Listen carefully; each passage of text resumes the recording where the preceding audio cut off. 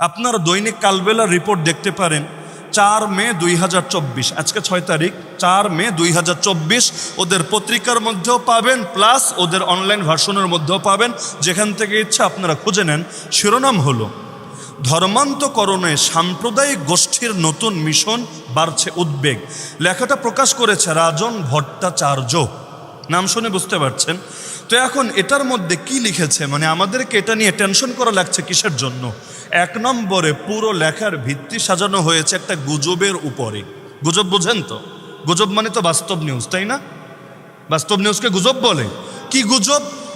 বাংলাদেশ জমঈয়াতে আহলে হাদিস, মানে আমাদের ঘরানা না, অন্য ঘরানা, কিন্তু যেটা বাস্তব সেটা তো বলা লাগবেই। এখন যদি এমন হয় যে না, অন্য ঘরানার কোনো মুসলমানের নামে প্রোপাগান্ডা চালানো হচ্ছে, আমি যদি এটা ভেবে চুপ থাকি, যাক আমারে নিয়ে তো কিছু বলে নাই, তাহলে এটা ঈমানের দাবি না, এটাকে মুনাফিকের দাবি না। ঈমানের লাইনে মুসলমানের মধ্যে কোনো দলাদলি থাকতে পারে না, ইখতিলাফ হবে শাখাগত বিষয়ে, কিন্তু প্রতিটা ঈমানদারকে নিজের ভাই মনে করতে হবে। ওয়াকালা ইন্নানি মিনাল মুসলিমিন। তো বাংলাদেশ জমঈয়াতে আহলে হাদিসের একটা বিজ্ঞপ্তিকে তারা বানিয়েছে ভিত্তি, সেখানে নাকি লেখা আছে যে হিন্দু থেকে কাউকে মুসলমান বানালে তাকে টাকা পয়সা এবং পুরস্কার উপহার দেওয়া হবে। এটা বাস্তব না, আমি আগেই বলেছি এটা গুজব। এমনকি বাংলাদেশ না, ইন্ডিয়ার অনেক ফ্যাক্ট চেকার পর্যন্ত এটাকে তারা দেখিয়েছে যে না, এটা ওদের প্যাড এবং সাইন নকল করে গুজব ছড়ানো হয়েছে। এমনকি তাদের অফিস থেকেও বিবৃতি দেওয়া হয়েছে যে না, আমরা কখনো এমন ঘোষণা দেই নাই যে তোমরা ধরে ধরে যদি হিন্দুরে মুসলমান বানাও এত টাকা দেব, এত পয়সা দেব, এত পুরস্কার দেব। কারণ কোরআন মাজিদ সূরা বাকারা আয়াত নম্বর 256 আল্লাহ বলে দিয়েছেন লা ইকরাহা ফিদ্দীন, ধর্মগ্রহণে জোর জবরদস্তি নাই, ধর্মগ্রহণে জোর জবরদস্তি নাই।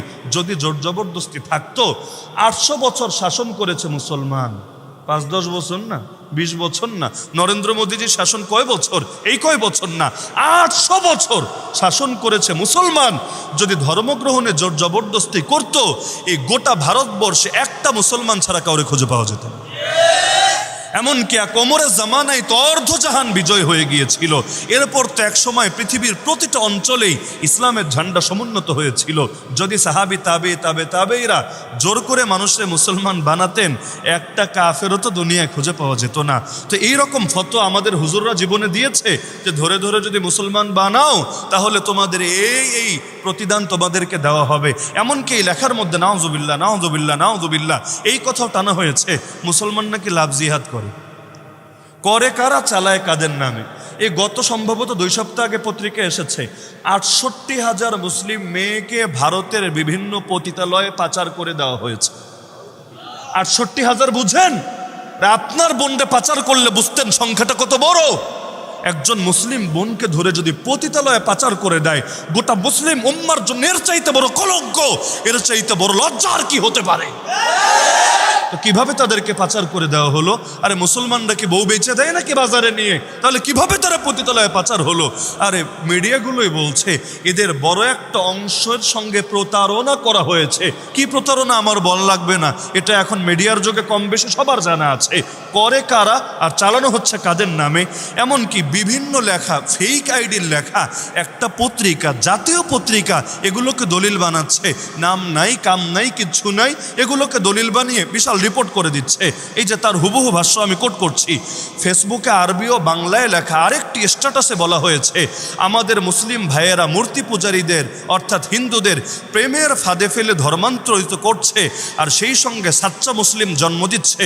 সবচেয়ে এটাই ভালো লাগছে যে আমাদের মুসলিম ভাইয়েরা এমনভাবে ব্রেইন ওয়াশ করছে, মেয়েরা ভাবছে তাদের সত্যিই ভালোবাসছে, তাদের এ ভাবনা আমাদের মিশন পরিপূর্ণ করে দিচ্ছে। নাউযুবিল্লাহ নাউযুবিল্লাহ নাউযুবিল্লাহ। আজকে গোটা জনতা, আমাদের চেয়ারম্যান সাহেবও তো এখানে আছেন, সবাইকে সাক্ষী রেখে এমনকি গোটা বাংলাদেশের সর্বশ্রেণীর সমস্ত আলেমের পক্ষ থেকে আমি ডাইরেক্ট ঘোষণা দিয়ে দিচ্ছি, আর জিন্দেগিতেও আমরা কোনোদিন এই ফতোয়া দেই নাই, দিব না। এবং কোনোদিন যুবকদের এই কাজ কেউ যদি করেও এটাকে সমর্থন করার প্রশ্নই তো আসে না যে অমুসলিম মেয়েরে মুসলমান বানানোর জন্য তার সঙ্গে প্রেমের সম্পর্ক করবে, ভালোবাসার সম্পর্ক করবে, এরপর তারে কালেমা পড়ালে এই সওয়াব পাবে। আল্লাহর কসম, এটা যেটাকে আমরা সারা জীবন জিনা বলে এসেছি, আগামীতেও বলবো, বিবাহ বহির্ভূত সব রিলেশন হারাম। মুসলমান মেয়ের সাথে করলেও হারাম, অমুসলিম মেয়ের সাথে করলেও হারাম। একটা আয়াত, একটা হাদিস কেউ কিয়ামত পর্যন্ত দেখাতে পারবে না যে মুসলমান বানানোর জন্য কখনোই কোনো মেয়েকে বা অন্য ধর্মের কোনো ছেলেকে প্রেমের ফাঁদে ফেলাকে ইসলাম উৎসাহ দেওয়া দূরের কথা বৈধতা দিয়েছে, অথবা কোনো দিন কোনো হুজুর সমর্থন দিয়েছে। অন্তত যার দিলে ন্যূনতম ঈমান আছে, জীবনেও সে এটাকে সমর্থন করতে পারে না। যদি প্রেমের ফাঁদে ফেলে ঈমান আনানোর মধ্যে কোনো বৈশিষ্ট্য থাকতো, অন্তত নবীর সাহাবীরা এই লাইনে সবচেয়ে অগ্রগামী থাকতো। আজকের দুনিয়ায় মুসলমান আছে 200 কোটি, অথচ আল্লাহর নবীর ওফাতের সময় মুসলমান 2 লাখও ছিল না। তো যদি এভাবে প্রেমের ফাঁদে ফেলে মুসলমান বানানোর মধ্যে কোনো সওয়াব থাকতো, সাহাবীরা তো এই লাইনে আরও বেশি অগ্রগামী থাকতো, কারণ তাদের যুগে মুসলমানের সংখ্যা বাড়ার দরকার ছিল, অন্তত 10-20 লাখ তো হতো। কিন্তু সেই জামানায় যেহেতু করে নাই, আর আগেই বলে এসেছি, সাহাবী ছাড়া আর রসুল ছাড়া আমাদের ইমানের কোনো মডেল নাই। সুতরাং এটা আমরা কখনো করি না, করছি না, করবো না। এমনকি কেউ যদি করে আমাদের ধর্মের নাম ব্যবহার করে, সেটাকেও সমর্থন করব না। এটা তোমরা করো, নিজেরা পাপ করে আমাদের নামে চালাতে এসো না। একদিকে করবা চুরি, তার উপর করবা সিনা চুরি। এই ভণ্ডামি আর প্রতারণা কিছুতেই মুসলমান মেনে নেবে না। এমনকি আমি প্রশাসনের ভাইদেরকে অনুরোধ করছি, অফলাইনে প্লাস অনলাইনেও যারা দেখবেন, যে এই রকম যেই সমস্ত আইডি দেখতে পান, যদি আমাদের সন্দেহ এই আইডিগুলো ষড়যন্ত্রমূলক উদ্দেশ্য প্রণোদিতভাবে চালানো হচ্ছে, হয়তো এই ধর্মের কেউই না, কিন্তু একটা দাঙ্গা লাগানোর জন্য, সাম্প্রদায়িক একটা অস্থিরতা সৃষ্টি করার জন্য টার্গেট করে করে এভাবে কেউ করছে, আমার প্রশাসনের প্রতিও বিনীত আহ্বান থাকবে, এদের সবগুলোরে খুঁজে খুঁজে বের করেন, এরপর পাবলিকের সামনে আনেন, তারপর পুরো বাস্তবতা স্পষ্ট হবে ইনশাআল্লাহ। এখন দেখেন, এটা আপন জায়গায় রাখেন, কিন্তু দায়টা কোন পর্যায়ে চাপালো? আচ্ছা, অমুসলিমদের মধ্যে দাওয়াতের মেহনত করা ভালো না খারাপ? এবং এটা সাংবিধানিকভাবে নিষিদ্ধ নাকি অনুমোদিত? অনুমোদিত। বাংলাদেশের মধ্যে প্রতিটা মানুষ তার নিজ ধর্ম পালনের অধিকারও রাখে, ধর্ম প্রচারের অধিকারও রাখে। সংবিধানের পাতা খুলে দেখেন, আমি ওপেন চ্যালেঞ্জ করে দিচ্ছি, কেউ ভিন্ন কিছু পেলে আমাকে এনে দেখিয়েন, আমি আমার কথা ঐক্য করে নেব। এই দেশের মধ্যে যে কোনো দলের, যে কোনো মতের মানুষ স্বাধীনভাবে, কারণ বাংলাদেশ সেকুলার রাষ্ট্র, তো সেকুলার রাষ্ট্র হিসাবে স্বাধীনভাবে প্রত্যেকে নিজ ধর্ম পালনও করতে পারে, নিজ ধর্ম প্রচারও করতে পারে। তো আমাদের নিকট একমাত্র গ্রহণযোগ্য ধর্মের নাম ইসলাম, আর আমরা এটাই বিশ্বাস করি, কোরআনে সূরা আলে ইমরান সহ একাধিক সূরার বিভিন্ন আয়াতের আলোকে, একমাত্র ইসলাম ছাড়া অন্য কোনো দিন মেনে কেউ কোনো দিন মুক্তি পাবে না। ইন্না দ্বীন ইনদাল্লাহিল ইসলাম ওয়া মান ইয়াবতাগি গায়রাল ইসলামি দীনান ফালা ইউকবাল মিন। তো এখন সেই ইসলামের দাওয়াত দেওয়া আমাদের তো নৈতিক দায়িত্বও বর্তায়, কারণ আমরা জেনে বুঝে কারো অকল্যাণ চাই না, ক্ষতি চাই না, কেউ জাহান্নামে পড়ুক এই কামনা নবীও করেন নাই, আমরাও করি না। আমরা আমাদের শেষ চেষ্টা চালাবো। আবু তালেব যখন মুমূর্ষু অবস্থায়, তখনও নবী দাওয়াত দিয়েছেন, কবুল করে নাই, এর দায় নবীজির নাই, কারণ দায়ের কাজ শুধু দাওয়াত সুস্পষ্টভাবে পৌঁছে দেওয়া, কে মানবে আর কে মানবে না এটা দেখা তার দায়িত্ব না। আল্লাহ কোরআন স্পষ্ট বলেছেন, লাস্তা আলাইহিম বিমুসাইতির, হে নবী আপনি উম্মতের দারোগা না। দারোগা না মানে জোর করে সবাইরে কালেমা পড়াতে হবে এই ঠিকাদারি আপনার নাই। আপনার কাজ কি? কোরআন বলছে, ওমা আলার রাসূল ইল্লাল বালাগুল মুবিন, সুস্পষ্টভাবে বার্তা পৌঁছে দেওয়া। এখন আমাদের বাংলাদেশে অনেক মাদ্রাসাই, যারা মাদ্রাসা ছাত্র আছেন তারা তো জানেনই, যারা জেনারেল আছেন আপনাদের জ্ঞাতার্থেও বলছি, বাংলাদেশের অনেক মাদ্রাসায় দাওয়া ডিপার্টমেন্ট আছে। দাওয়া ডিপার্টমেন্ট বুঝেন? এটা বহু জায়গায়, এমনকি মিডল ইস্টেও বহু বড় বড় ভার্সিটিতে আপনারা খোঁজ নিয়ে দেখতে পারেন, সেখানে এর উপর আলাদা করে ডক্টরেটও অনেকে করে, আলাদা করে এর উপর পড়াশোনা করে। ভার্সিটির একটা ফ্যাকাল্টি আছে দাওয়ার উপরে। দাওয়া মানে কি? অন্যকে দাওয়াত দেওয়া। কিসের উপর? ইমানের উপর, আমলের উপর, আখলাকের উপর। এমনকি এর উপর আমি আপনাকে অন্তত 100 কিতাবের নাম শুনিয়ে দিতে পারবো, যেটা আধুনিক সময়ে লিখিত এবং বিভিন্ন বড় বড় ভার্সিটির ডক্টর, প্রফেসররা এগুলো রচনা করেছে। তো বাংলাদেশে যদিও সংখ্যায় কম, কিন্তু অনেক বড় বড় মাদ্রাসায় দাওয়া ডিপার্টমেন্ট আছে। দাওয়া ডিপার্টমেন্টের মূল পড়ানোর বিষয় কি? পড়ানোর বিষয় হলো কিভাবে অমুসলিমদের মধ্যে দাওয়াত দেওয়া হবে, কারণ দাওয়াত যদি নিয়ম মেনে না দেয় বিশৃঙ্খলা হবে নাকি হবে না। তো এখন প্রত্যেককে নিয়ে আলাদা আলোচনা হয়। আচ্ছা, এতে কি সমস্যার কিছু আছে? বাংলাদেশে খ্রিস্টান মিশনারিরা তো দাওয়াত দিচ্ছে, কই দেখলাম না তো কোনো পত্রিকা বড় করে সেটা নিয়ে নিউজ করছে। আরে বাংলাদেশে বিভিন্ন অন্যান্য ধর্মের, সংখ্যালঘু ধর্মের লোকেরাও তো দাওয়াত দিচ্ছে, আমি নাম মেনশন করতে চাচ্ছি না, তারাও তো তাদের সদস্য বাড়াচ্ছে এবং তারাও তো দাওয়ার উপর বিভিন্ন প্রশিক্ষণ এবং বিভিন্ন নীতিমালা অন্যদেরকে শিক্ষা দেওয়ার ধর্ষণের ব্যবস্থা করেছে, কই জীবনে দেখলাম না কোনো পত্রিকায় এটা নিয়ে নিউজ হয়েছে। এই কালবেলার এই নিউজের মধ্যে দেখেন স্পষ্ট লেখা, মুফতি জুবায়ের আহমদের পরিচালনায়, বাংলাদেশের প্রখ্যাত একজন দায়ী, অনেকেই চেনেন মুফতি জুবায়ের সাহেব, মুফতি জুবায়ের আহমদের পরিচালনায় ইসলামী দাওয়া ইনস্টিটিউট নামে একটি প্রতিষ্ঠান দাওয়াতের নামে 1 বছরের কোর্স বিজ্ঞপ্তি প্রচার করে বিভিন্ন কৌশলে হিন্দুদের ধর্মান্তরিত করার চেষ্টা করছে। আমাদের পড়াশোনার মধ্যেও এসে হাত ঢোকাতে শুরু করেছে। আরে আমি দাওরায়ে হাদিস শেষ করে আমি কি মুফতি হব, না মুহাদ্দিস হব, না দায়ী হব, এটা আমার জীবন, আমার চয়েস। এখানে কারো কথা বলার কোনো অধিকার নেই, আইনগতভাবে নাই, সাংবিধানিকভাবে নাই, নৈতিকভাবে নাই, কোনোভাবে নাই, এটা কোনো অধিকারের মধ্যেই পড়ে না।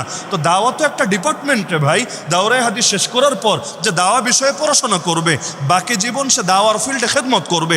এমনকি যে আমরা বয়ান করছি না আপনাদের সামনে, আরে ভাই এটাও তো একটা দাওয়াত, এটাও তো দাওয়াত। যদি এটা কোনো উসুল না মেনে হয়, নিয়ম নীতি না মেনে হয়, এটাও বিভিন্ন বিশৃঙ্খলা হবে। একজনের মনে চাইলে স্টেজে এনে বসিয়ে দেওয়া যায় না, বরঞ্চ কথা বলতে হিতাহিত জ্ঞান থাকা লাগে, কমন সেন্স থাকা লাগে, বিভিন্ন মূলনীতি ফলো করে কথা বলা লাগে, না হলে লাভের চাইতে ক্ষতি বেশি হয়ে থাকে। দেখেন না মাঝে মধ্যে গন্ডগোল লাগে, মাহফিলে গন্ডগোল লাগার বিভিন্ন কারণ থাকে। যারা কথা বলে এদেরও দোষ থাকে অনেক সময়, কারণ কথা কোন লাইনে কিভাবে বলতে হয় না বুঝে খালি আবেগ কাজ করেছে, বিবেক কাজ করে না। এই ডায়লগ মারলে সব সমস্যা সমাধান হয়ে যায় না। তাহলে যে কোনো জিনিস প্রশিক্ষণের সাথে যদি হয়, ভালো হয় না খারাপ হয়? আচ্ছা, যত বাহিনীর লোক আছে তাদেরকে যখন নিয়োগ দেয় প্রশিক্ষণ দিয়ে নেয় না, কিসের জন্য? কারণ প্রশিক্ষণ ছাড়া যে কাজ হবে তাতেই বিশৃঙ্খলা হবেই হবে। তো দাওয়াতের ফিল্ডে প্রশিক্ষণের দরকার আছে নাকি নাই? কমন সেন্স থেকে বলেন, ফতোয়া বাদ দেন, কমন সেন্স থেকে বলেন দরকার আছে নাকি নাই? তো একটা কওমি মাদ্রাসা, আরে ভাই ওই মাদ্রাসার আমি কেউ না, আমি জীবনে ওই মাদ্রাসা যাইও নাই, দেখিও নাই, কিন্তু এক মাদ্রাসায় হাত দেওয়া মানে বাংলাদেশের প্রতিটা আলেমের কলিজায় হাত দেওয়া। আজকে একজনকে নিয়ে ষড়যন্ত্র করবে, কাল আমাকে নিয়ে করবে না, এর কি গ্যারান্টি আছে? ভাইয়ের বিপদে যে ভাইয়ের পাশে দাঁড়াতে পারে না, তার বিপদে আল্লাহ তার পাশে দাঁড়ায় না, সই হাদিসে স্পষ্ট বলা আছে। তো এখন বলছে যে তাদের দাওয়া করছেন নামে যে তারা নাকি এটাকে বিজ্ঞাপন লাগিয়ে হিন্দুদের ধর্মান্তরিত করার চেষ্টা করছে। আচ্ছা, তারপর ঠিকানা সহ মান্ডা শেষ মাথা গার্মেন্টসের সামনে ঠিকানা উল্লেখ করে পৃথক এই বিজ্ঞপ্তিতে অমুসলিমদের মাঝে দাওয়া প্রশিক্ষণ কোর্স চালুর কথা বলা হয়। কোর্সের বিষয়ের মধ্যে রয়েছে হিন্দু, খ্রিস্টান, মুরতাদ ভাইদের দাওয়াত দেওয়ার পথ পদ্ধতি, হিন্দু, খ্রিস্টান, বৌদ্ধ, কাদিয়ানি ও বাহাই ধর্ম সম্পর্কে সম্যক ধারণা, অমুসলিমদের পক্ষ থেকে উত্থাপিত প্রশ্নের উত্তর। এটাকে একটা অপরাধ হিসাবে, একটা ক্রাইম হিসাবে উপস্থাপন করা হচ্ছে জাতীয় একটা দৈনিকে। ভাবতে পারেন কারা এই দেশে সাম্প্রদায়িক দাঙ্গাকে উস্কে দিতে চাচ্ছে? প্রথমে বলল দাওয়া কোর্সের নামে হিন্দুদেরকে ধর্মান্তরিত করার চেষ্টা করছে, 2 লাইন পরে এসেই বলছে না শুধু হিন্দু না, খ্রিস্টান, মুরতাদ, বাহাই, কাদিয়ানি সকলের সম্পর্কে পড়াশোনা করানো হচ্ছে। আগের কথার সাথে পরের কথা মিলল কোথায়? তার মানে আগের বাক্য দিয়ে সনাতনী এবং হিন্দু ভাইদের উস্কানি দেওয়া হচ্ছে। আরে তোরা সাবধান হয় প্রতিষ্ঠানের ব্যাপারে। আল্লাহর এই বান্দা 3 মাস ইতিমধ্যে জেল খেটে এসেছে। কিসের জন্য? হুদাই যে সে নাকি দেশের মধ্যে জঙ্গিবাদ ছড়াচ্ছে। সব তদন্ত শেষ, দেখা গেল কিছুই না, দাওয়াতের মেহনত করছে, কিন্তু দাদাবাবুদের নেকে নজর পড়ার কারণে এটাকে অন্য খাতে প্রবাহিত করার চেষ্টা করা হয়েছে। তো সেই চ্যাপ্টার ক্লোজ, এখন নতুন করে সংবাদপত্র দিয়ে উস্কানি দেওয়া হচ্ছে। আর এর মানেটা কি? আমরা তো অন্য ধর্মের কে কোথায় দাওয়াত দিচ্ছে, আল্লাহর কসম এই জীবনে আমি মুখ দিয়ে তাদের নাম মেনশন করেছি, দূরবর্তী কোনো ইঙ্গিত দিয়েছি এমন প্রমাণ কেউ দেখাতে পারবে না। কারণ এই দেশে সাংবিধানিকভাবে প্রত্যেকে তার কাজ করতে পারে। তো তুমি তোমারটা করো, আমি নাক গলাবো না, আমাকে আমারটা করতে দাও, নাক গলাতে এসো না। আরে এটাই তো দেশ সুন্দর থাকার কৌশল।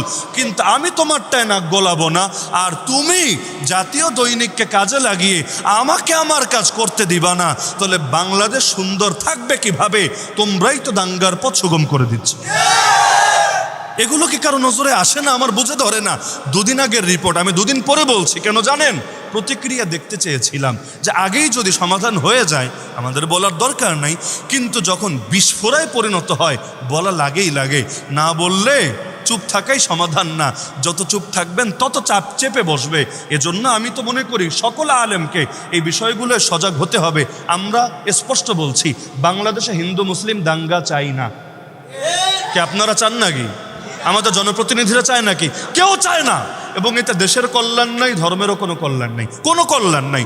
বরঞ্চ এগুলোর দ্বারা অন্যদের ধান্দার সুযোগ খোলে, এগুলোর দ্বারা দেশের স্বাধীনতা ও সার্বভৌমত্বে হস্তক্ষেপের সুযোগ খোলে। এমনকি অনেক সময় বিভিন্ন এজেন্সি দিয়ে, বাইরের এজেন্সি দিয়ে এগুলোকে উস্কানি দেওয়ার চেষ্টা করে, যাতে করে ওদের ভণ্ডামের সুযোগ খোলে। কিন্তু আমরা জিন্দা থাকতে এই সুযোগ কিছুতেই দেব না।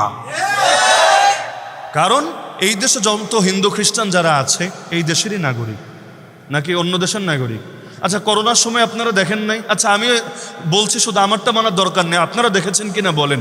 করোনার সময় অন্য ধর্মের অনেক লোকও মৃত অবস্থায় হসপিটালে পড়েছিল, তাদের ধর্মের লোকেরা নিতে আসে নাই।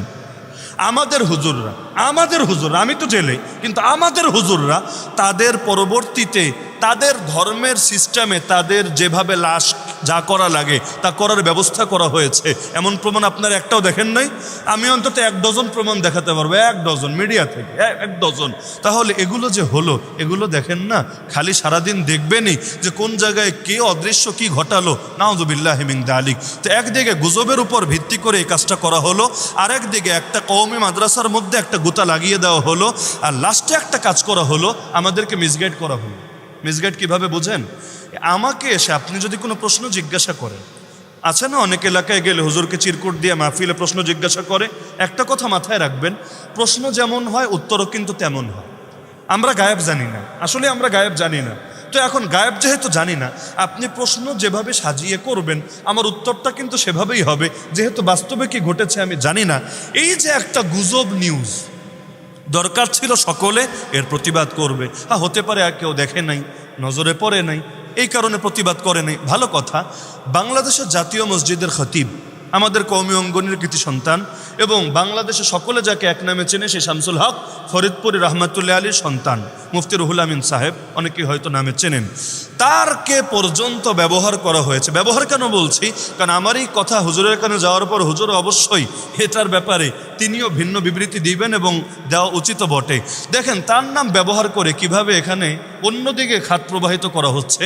বাইতুল মুকাররম জাতীয় মসজিদের খতিব মুফতি মোহাম্মদ রুহুল আমিন কালবেলাকে বলেন, যে কাউকে ইসলাম গ্রহণে দাওয়াত দেওয়া যেতে পারে, তবে জোর করে কাউকে ধর্মান্তরিত করা, এর জন্য পুরস্কার ঘোষণা বা প্রলোভন দেখানোর অধিকার কারো নেই, এটি ধর্মের দৃষ্টিতেও অপরাধ। দেখেন, এই যে বাক্যটা, বাক্য নিয়ে কিন্তু আমাদের ইখতিলাফ নাই, কিন্তু এই বাক্যটা নিয়ে লাগানো হলো একটা গুজবের উপর ভিত্তি করে। কারণ আমি আগেই বলেছি যে এই দেশে অমুসলিমকে মুসলমান বানানোর উপর পুরস্কার ঘোষণা কেউ কখনো করে নাই, কেউ কখনো করে নাই। হ্যাঁ, আখিরাতের পুরস্কারের ঘোষণা আমিও করি, আপনারাও করতে বাধ্য। আপনি একজনকে যদি মুসলমান বানান, আল্লাহ আপনার প্রতিদান দিবে না? কিয়ামতের দিন আল্লাহ আপনারা সওয়াব দিবে না? কি সওয়াব? সর্বনিম্ন এই সওয়াব, সে বাকি জীবন যত আমল করবে আপনি কবরে শুয়ে শুয়ে সমান সওয়াব পাবেন ইনশাআল্লাহ।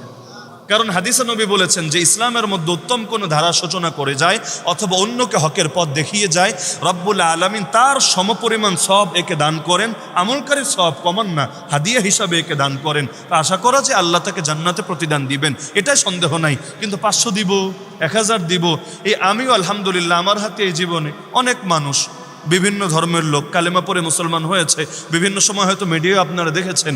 তো যাদের ধরেন যারা তাকে আমার পর্যন্ত এনেছে, কারণ একজন অমুসলিম চাইলেই তো আর মাহফিল পর্যন্ত চলে আসতে পারে না, কেউ না কেউ তাকে গাইড করে মাহফিল পর্যন্ত আনে, তারপর আমরা কালেমা পড়াই। কই জীবনে তো একটা পয়সা দেই নাই, দেওয়ার কথা তো ঘোষণা দেইও নাই, নাকি আপনারা এমন কোনো দৃশ্য দেখেছেন? তো একটা গুজবের উপর ভিত্তি করে একজন হুজুরের বক্তব্য নিয়ে জাতীয় মসজিদের খতিব কি বোঝানো হচ্ছে, এই নিউজটা শুধু আমরা দেখব তা না, এই নিউজটা বিভিন্ন দেশের এম্বাসি দেখবে, বিভিন্ন দেশের গোয়েন্দা সংস্থা দেখবে, এবং এটাকে কেন্দ্র করে আগামী দিনে আমাদের হুজুরদের সঙ্গে বিভিন্ন ভয়াবহ আচরণের পথও সুগম করার চেষ্টা করবে। কিন্তু পুরো একটা গুজবের উপর ভিত্তি করে কিভাবে বাংলাদেশ থেকে এই দেশের নামে এবং দেশের নাগরিকদের নামে ভুল মেসেজ দেওয়া হচ্ছে অন্যদেরকে। কারণ অধিকাংশ হিন্দুর বাস যেহেতু ভারতে স্বাভাবিকভাবে, তো এখন মনে করেন মুসলমানের প্রতি মুসলমানের যেমন টান থাকে, হিন্দুর প্রতিও হিন্দুর টান থাকবে। আমি এতে কোনো অন্যায় দেখি না, আপনারা দেখেন নাকি? ভাই দেখেন, আমি এতে কোনো অন্যায় দেখি না, কারণ এটা স্বাভাবিক ব্যাপার। আল জিনসু ইয়ামিলু ইলাল জিনস, জাতি তার স্বজাতির দিকে ধাবিত হবে। তারা যখন এই রিপোর্টটা দেখবে আমাদের হুজুরদের ওপর খেপবে না? বলেন না, খেপবে না? শুধু হুজুরদের উপর না, এই দেশের যেহেতু কওমি মাদ্রাসা প্লাস আহলে হাদিস প্লাস আরও বহু গোষ্ঠীকে এক লেখায় জড়িয়ে দিয়েছে, তার মানে পুরো দেশের মুসলিম উম্মার উপর একটা খারাপ চিত্র আসবে না? যদি খারাপ কল্পনা আসে, পরবর্তী ধাক্কাটা কি হবে বুঝতে পারেন?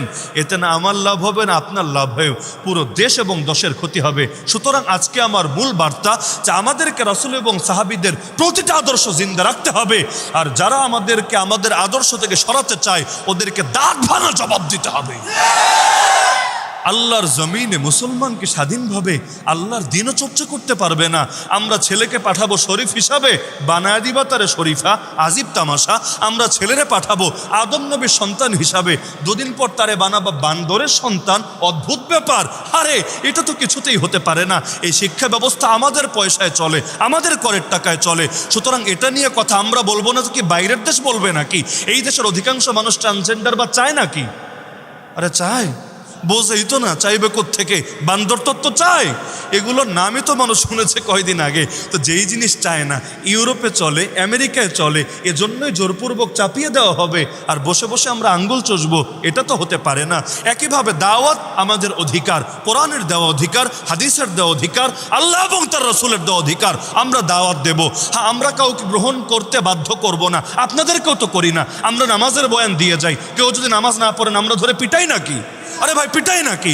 আমরা যত দাওয়াত দিই, দাওয়াত পর্যন্ত তো গ্রহণ করবেন কি করবেন না আপনার ব্যাপার। তো এখন দাওয়াত যদি খ্রিস্টান মিশনারিরা দিতে পারে এবং তারা লক্ষ লক্ষ মানুষকে এই দেশে খ্রিস্টান বানাতে পারে, দাওয়াত যদি ইসকন দিতে পারে, তারা যদি তাদের দল এই দেশের মধ্যে বিরাট করে ভারী করতে পারে, দাওয়াত কেন আমরা দিতে পারবো না?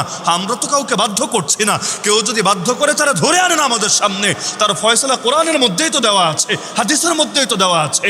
কিন্তু দাওয়াত দেওয়ার অধিকার তো আমাদেরকে দিতে হবে, না হলে কেউ পাবে আর কেউ পাবে না। তা হবে না, তা হবে না।